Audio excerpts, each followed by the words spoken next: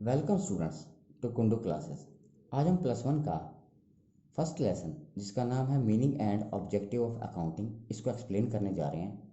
उम्मीद करता हूँ आप ध्यान से सुनेंगे। First, need of accounting. हमें अकाउंट्स की ज़रूरत क्यों पड़ती है या अकाउंट्स क्यों बनाए जाते हैं। हर बिजनेसमैन हर साल के एंड में ये जानना चाहता है उसे प्रॉफिट हुआ या लॉस हुआ।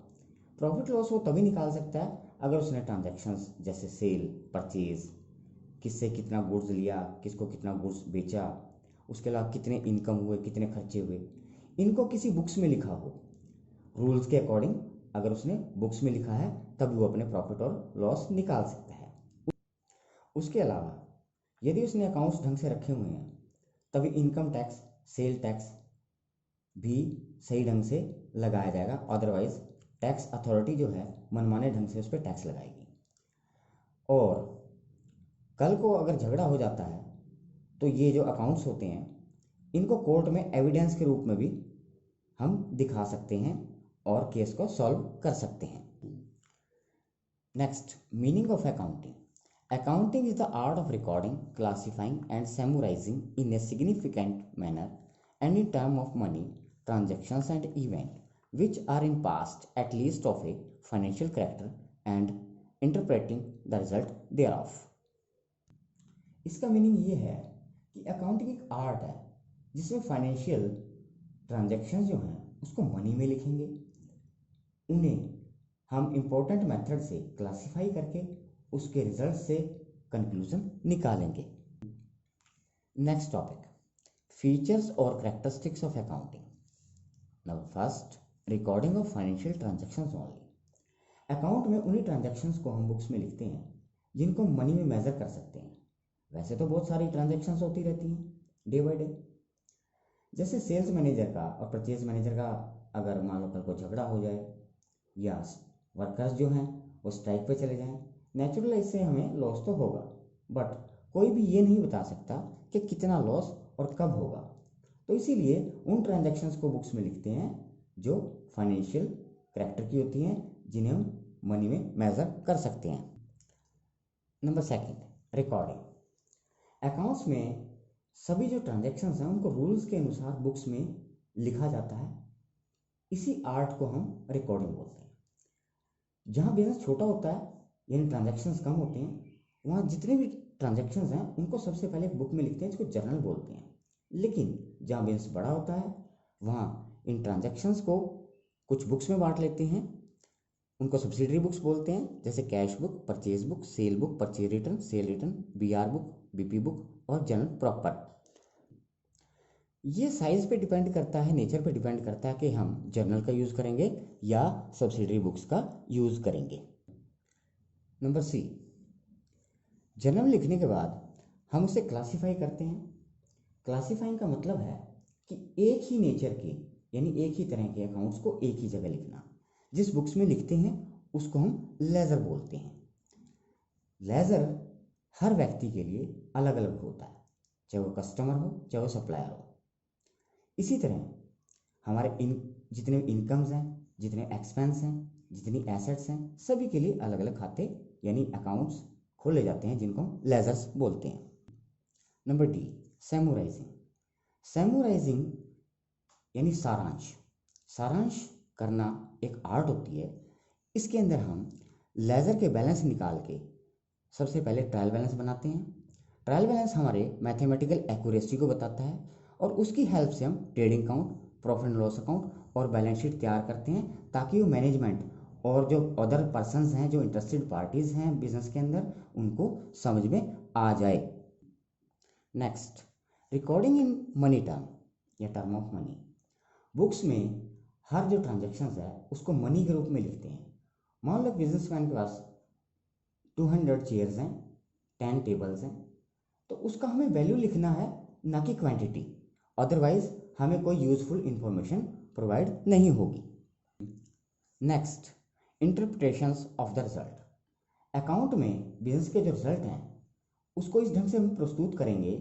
कैसे प्रस्तुत करेंगे?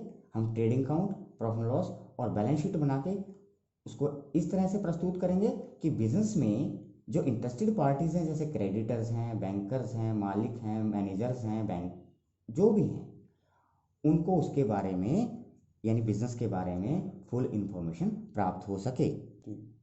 नेक्स्ट टॉपिक, एडवांटेज और यूजेस ऑफ अकाउंटिंग।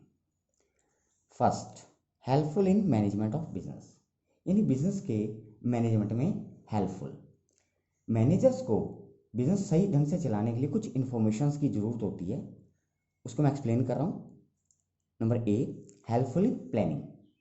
मैनेजर को प्लान बनाने में बहुत सारी इन्फॉर्मेशन चाहिए, जैसे जो हमारी संस्था है उसकी सेल बढ़ रही है या कम हो रही है, प्रोडक्शन कॉस्ट हमारी बढ़ रही हैं या कम हो रही हैं, ये सभी इन्फॉर्मेशन हमारे पास अकाउंट से प्रोवाइड करवाई जाती हैं। Number B, helpful in decision making.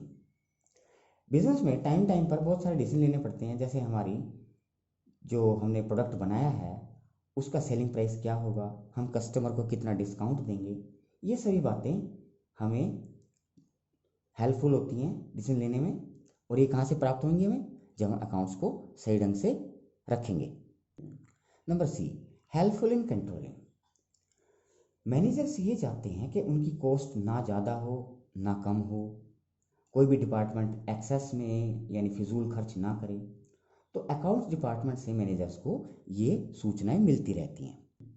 Number second, provide complete and systematic record.